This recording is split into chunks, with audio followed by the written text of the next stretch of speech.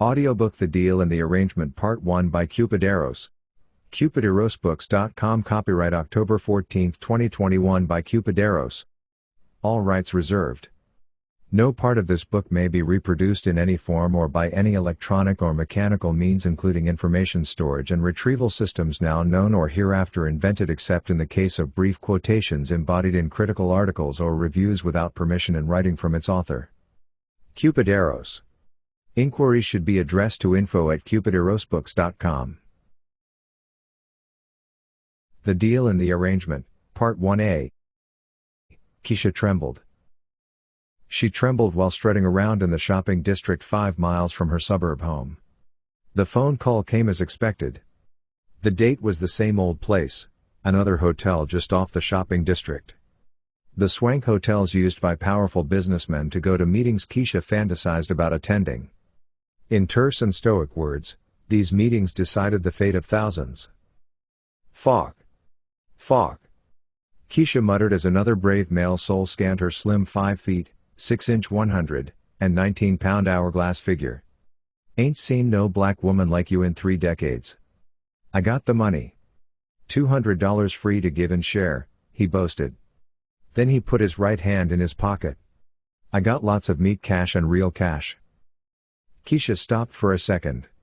The temptation made her sweat between her legs. Not sports sweat, but sex sweat. The man she had the date and arrangement with knew the difference.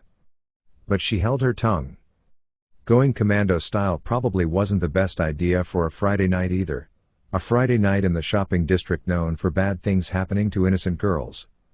But this wasn't the 90s, 80s, or thank goodness, the 70s when a man acted like his nature.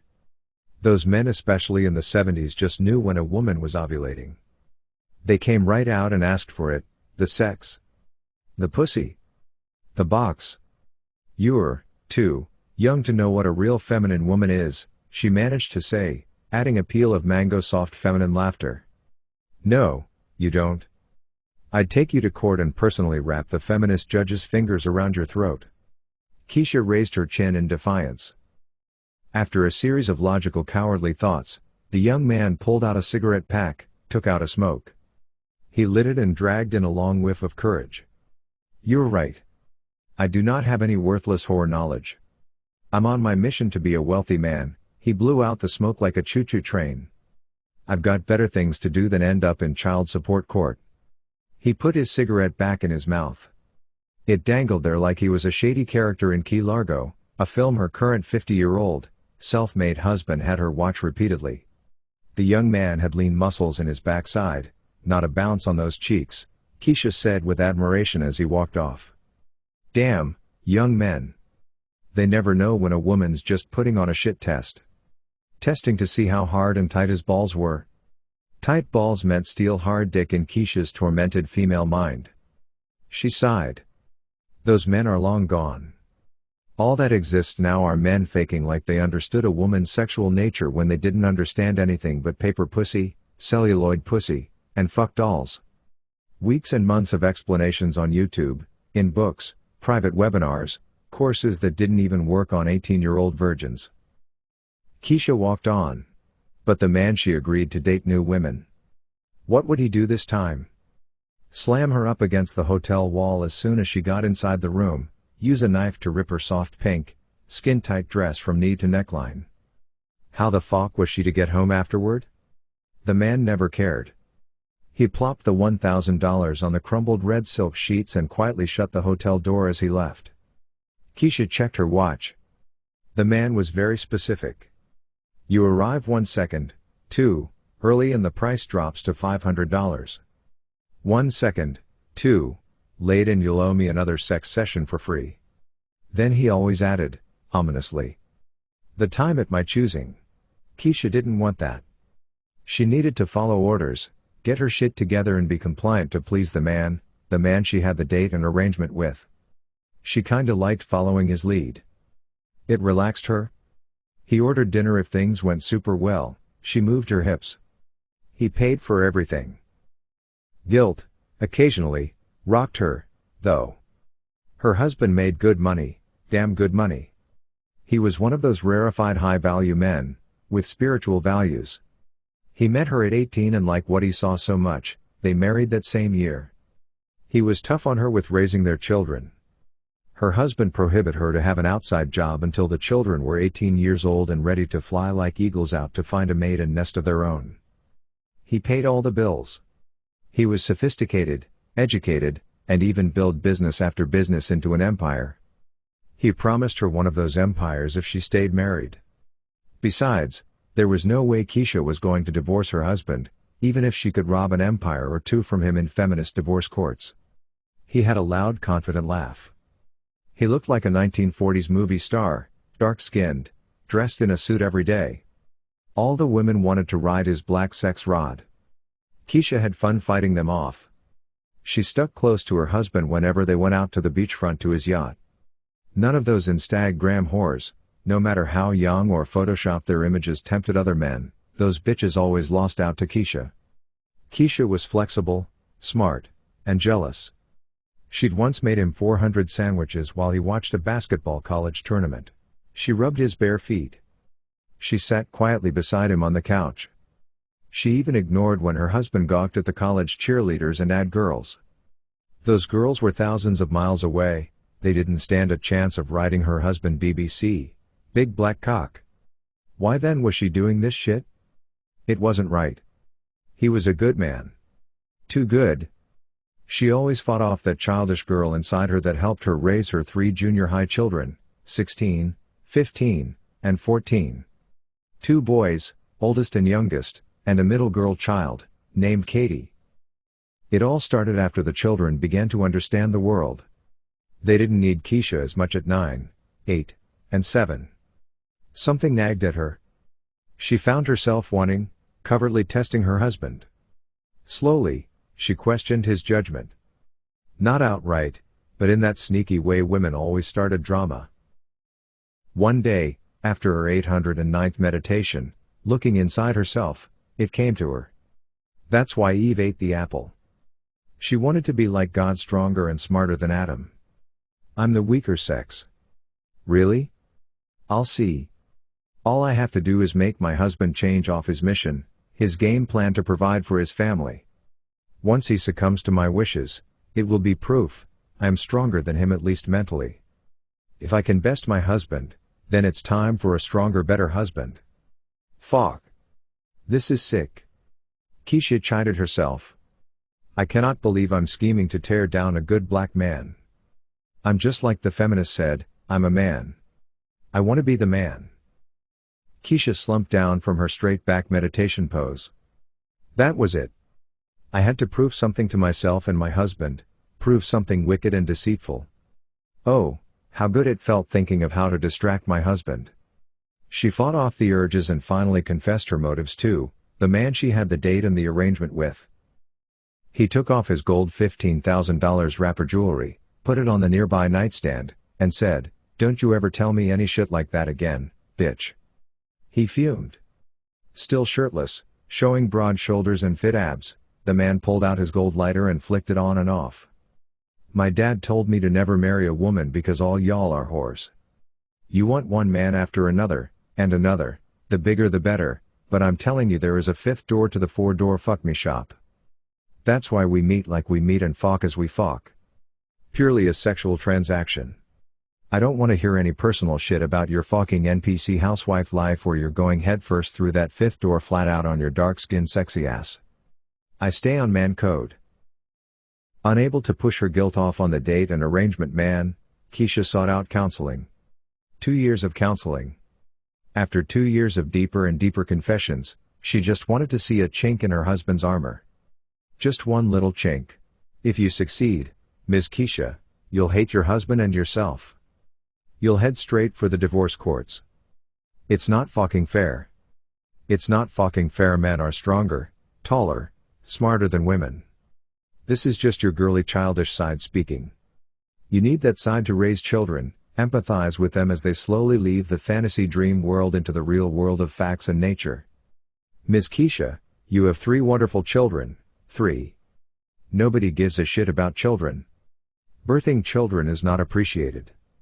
Does it make you feel good to care for your children, Ms. Keisha? Immensely so. It's the best thing I did in this life. Better than that false career climbing in a dead-end job where the boss will replace you the second you quit. Then just leave it alone or what? Keisha said after blotting her tearful caramel chocolate eyes with a white tissue. I'll do anything to get rid of this feeling. Have an affair, said the counselor, a white woman who looked strikingly like Marilyn Monroe except with short red hair and 4 degrees on the walls behind her desk.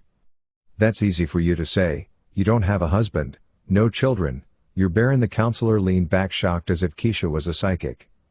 I'm so sorry, counselor. Keisha quickly got up. I must go to meet my husband. I cannot have a messy house or the dinner not on the table when he comes home. It's okay, said the counselor as she slowly started writing in her journal. Keisha knew what the counselor wrote had nothing to do with their session and everything to do with the truth. The counselor missed out on having children, all the expensive medical surgeries and implants failed. It was over for the 35-year-old counselor. All Keisha's counselor had was a private thriving IG account stocked with scantily clad photos and links popping to her OnlyFans. For months, Keisha pleaded silently for her husband not to give in to her shit test. She didn't believe in God. Why would God make her inferior to a man? She pleaded in quietude for her husband to remain stoic and on point to his mission. She begged herself to stop shit testing him to show his emotions. But then after 11 months of nagging it happened. Her husband broke down and cried. Only for a day.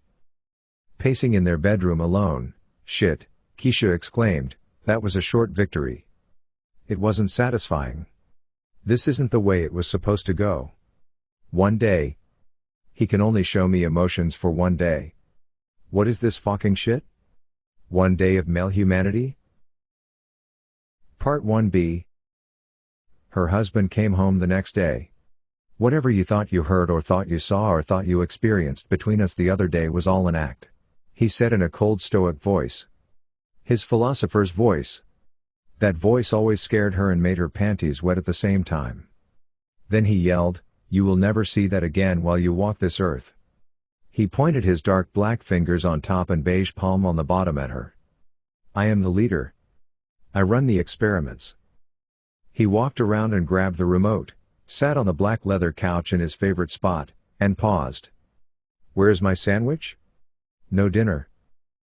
How can I cook dinner if we were out shopping all this time?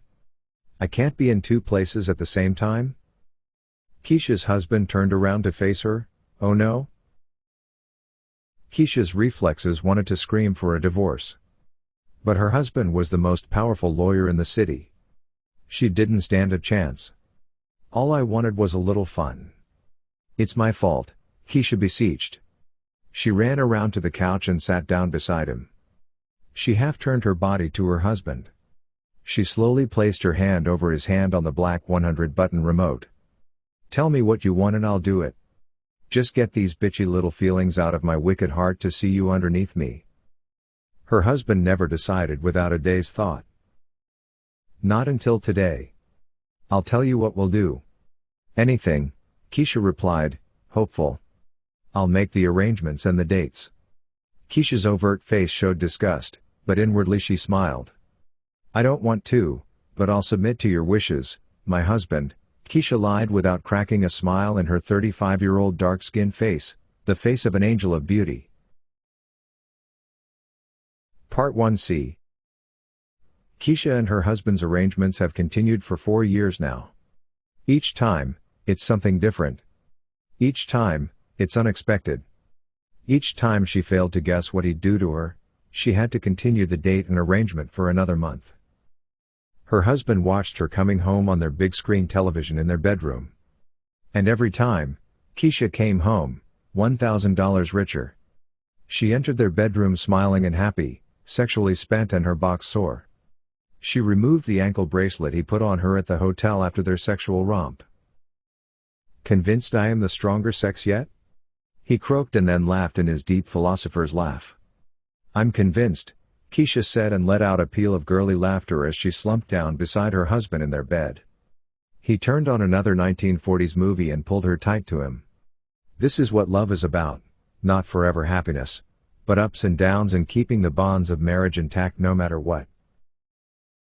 Oh, I don't know about that, chimed Keisha, her caramel chocolate brown eyes flashing. We will, just have to see about that, Quip, replied her husband in a humorous voice. The end. Other works by Cupideros. Solutions on how to be a good wife and how to be a good husband, elegant traditional pragmatic, practical spiritual poetry. Six-Shooter Bride, Western fiction. Love Sweet Home, a historical mail-ordered bride novella, Western fiction. No #MeToo sex party, couple and single erotica, virginity. Abandoned to Mukta Island, mega novel, romance, thriller, adventure. Thank you for listening to this CupidErosBooks.com audio production.